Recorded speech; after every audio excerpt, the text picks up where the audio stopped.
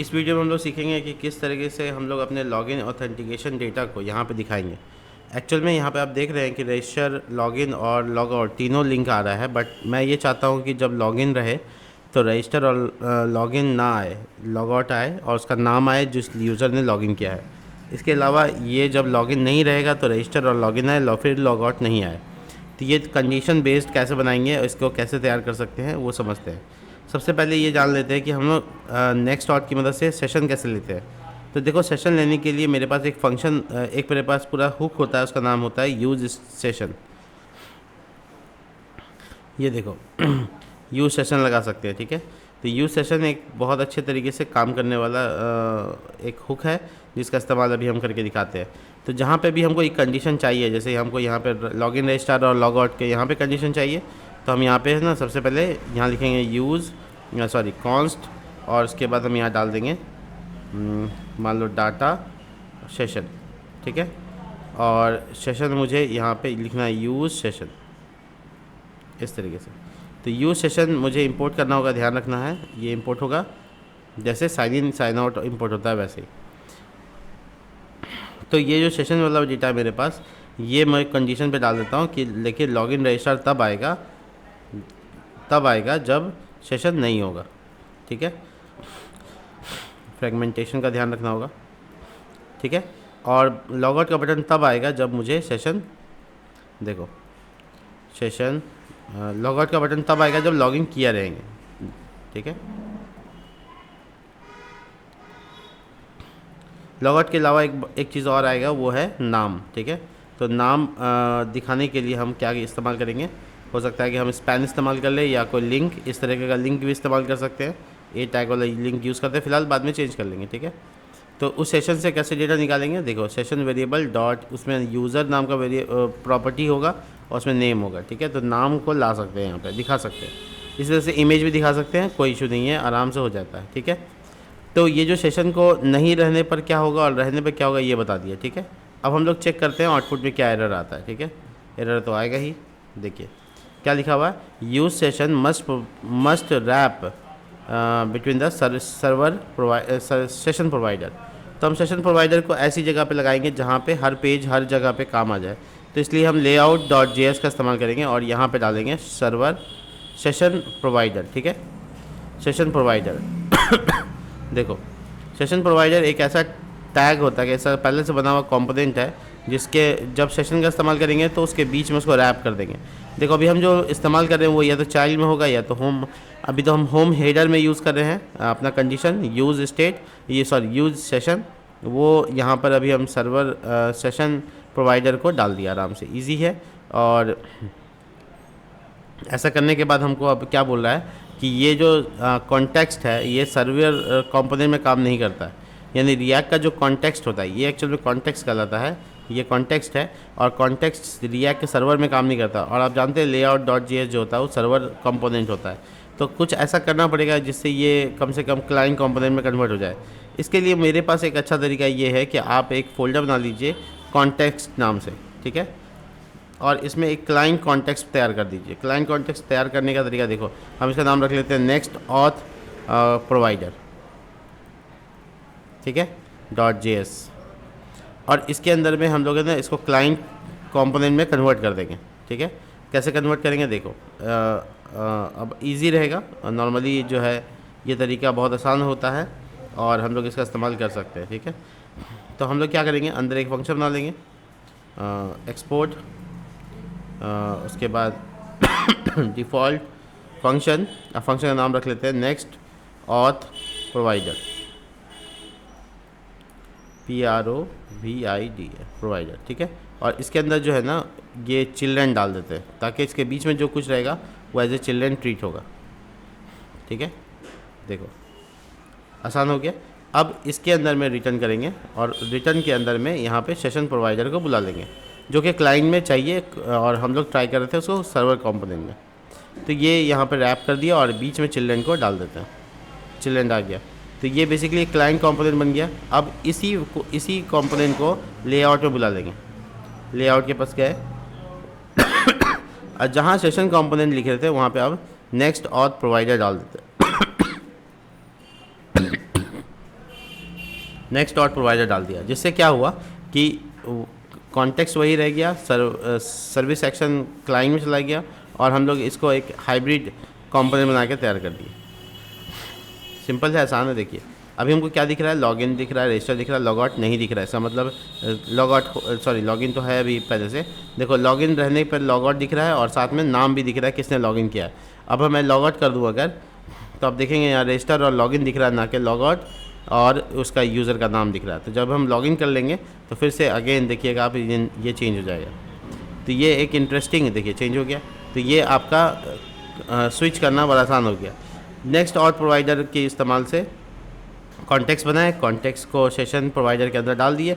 ऐसा इसलिए क्यों, क्योंकि सेशन प्रोवाइडर जो है वो क्लाइंट बेस्ड कंपोनेंट पे ही काम करता है, इसलिए मुझे ऐसा करना पड़ा। क्योंकि layout.js जो होता है वो क्लाइंट कंपोनेंट नहीं होता है, वो सर्वर कंपोनेंट होता है और सर्वर में इस तरह से काम नहीं होता है। तो इसलिए हम इसको रैप कर दिए, अब बहुत अच्छे से काम कर रहा है। तो हम लोग एक चीज़ जो हम लोग को करना था वो हम लोग अच्छे से यहाँ पे कर लिए। कुछ चीज़ें और चेंजेस करनी है, जैसे कि होम, यहाँ पे कुछ लिंक्स बनाने हैं। जैसे होम रहेगा, ये सर्विस, कॉन्टैक्ट और ये सब का लिंक यहाँ पे नहीं रहेगा। तो मुझे ज़्यादा लिंक नहीं चाहिए था, इसलिए मैंने हटा दिया। ठीक है, देखिए ठीक है। और जो लॉग आउट लिखा हुआ दिख रहा है आपको, उसका कलर चेंज कर सकते हैं। BG डैश जैसे मान लो रेड कर दिया,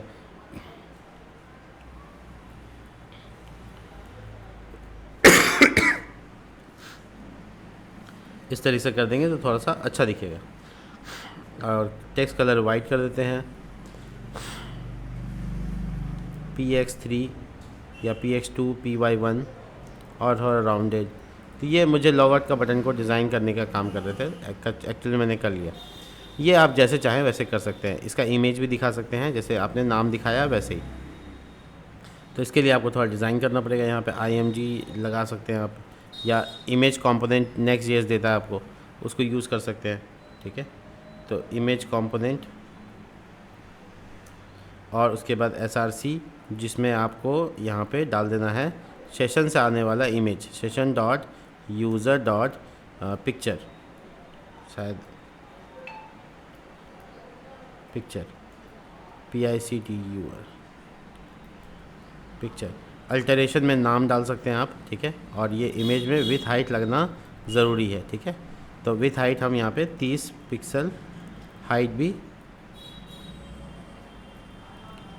30 पिक्सल।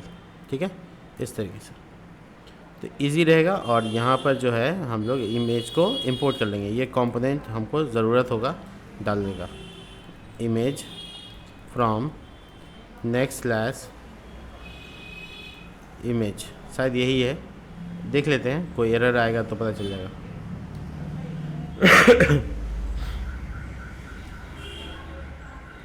देखिए यहाँ पे इमेज का URL शायद काम नहीं कर रहा है, या फिर हो सकता है कि इमेज SRC मिसिंग तो नहीं है।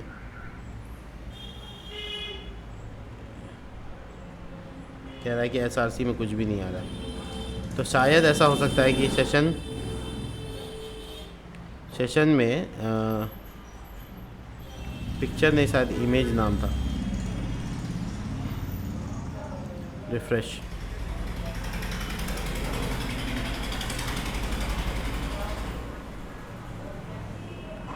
ये देखो, ये बेसिकली है ना आ गया है, मतलब इमेज का लिंक आ गया। आप देख सकते हैं, इस पर क्लिक कर जो करेंगे तो ये एक इमेज है जो कि आ चुका है। बट हमको एक छोटा सा काम और करना पड़ेगा, वो ये है कि जो भी हम ऑनलाइन जो भी हम होस्ट नेम यूज़ करते हैं, यानी आउटसाइडर इमेज यूज़ करते हैं, उसको कॉन्फ़िग में होस्ट नेम में डालना होता है। ठीक है, तो ये कैसे डालेंगे वो हम दिखा देते हैं आपको। देखिए, इसके लिए हमें ना ये वाला लिंक को क्लिक करते हैं, यहाँ बताएगा ये कि कैसे डालना। देखो कह रहा है इमेजेस और उसके बाद यहाँ पर होस्ट नेम बताना होता है। ठीक है, तो रिमोट पैटर्न बता रहा है कि किस तरह से होगा। ठीक है, तो मैं कोशिश करता हूँ यहाँ पे नेक्स्ट कॉन्फ़िगरेशन फाइल में जाऊँगा यहाँ पे, और यहाँ पे जाने के बाद मैं यहाँ पे लिखूँगा इमेजेस, और इस इमेज डबल कोट्स में डालने की ज़रूरत ही नहीं है।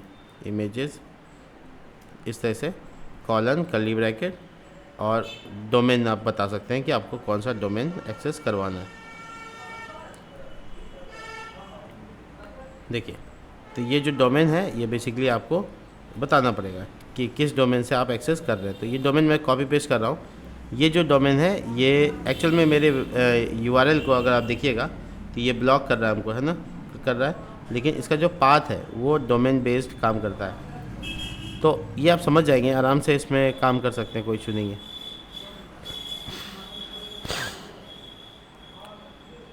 इसमें देखिए कोई एरर आ रहा है क्या? देखिए सर्वर बंद हो गया, तो उसको npm रन देव दोबारा कर लेते हैं,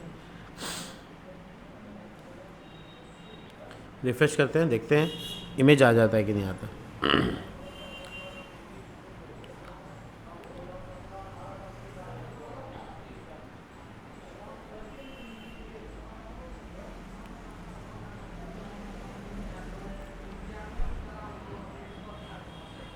चलिए, तो मुझे लग रहा है कि लगभग जो है ये काम तो यहाँ पे अच्छे से हो गया।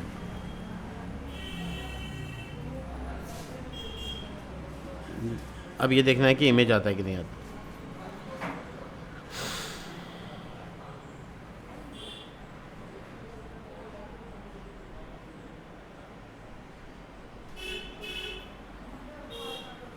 थोड़ा स्लो क्यों हो गया पता नहीं।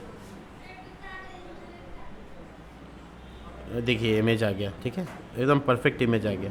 तो इमेज आ गया है, इसका मतलब है कि सब कुछ ठीक ठाक काम कर रहा है। तो मैं इसको थोड़ा सा डिज़ाइन दे देता हूँ। एक्चुअल में इसको एक डिव में डालना पड़ेगा अब हमको, डिव या स्पैन, ठीक है, क्लास नेम, और फ्लिक्स करना होगा, गैप थोड़ा सा देना होगा 1 या 2 के आसपास। आज का डिव स्पैन से बंद कर दें। तो ये चेक करना पड़ेगा कि बगल में आ जाए, ठीक है। तो अभी फ़िलहाल बगल में नहीं आ रहा है।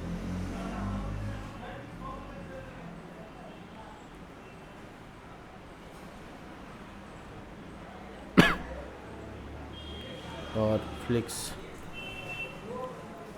देखिए बगल में आ गया। और मैं इमेज का थोड़ा सा सीसेस कर लूँ, class name rounded dash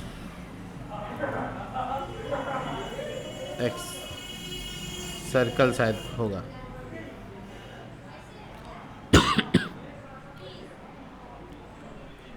rounded dash full, देखिए थोड़ा सर्कल बन गया, थोड़ा देखने में अच्छा लगेगा। और यहाँ पे आइटम सेंटर डाल देते हैं ताकि टेक्स्ट बीच में आ जाए। देखो बीच में आ गया। और जो होम दिख रहा है आपको, ये शायद मुझे हटा देना चाहिए, ठीक है, काफ़ी होगा, ठीक है। तो ये काफ़ी अच्छा दिख रहा है। और लॉग आउट करने के बाद जो है बिल्कुल ये सब नहीं दिखेगा, आप देख सकते हैं, ये सिंपली रजिस्टर और लॉगिन दिख रहा है। तो इस तरीके का हम लोग है ना लॉगिन ऑथेंटिकेशन सिस्टम में काम कर लिए। मिलते हैं नेक्स्ट वीडियो में, आगे के प्रोजेक्ट को करते हुए जाएंगे और इसमें कोर्स ऐड करेंगे, टीचर लॉगिन कराएंगे, एडमिन लॉगिन कराएंगे, वगैरह वगैरह।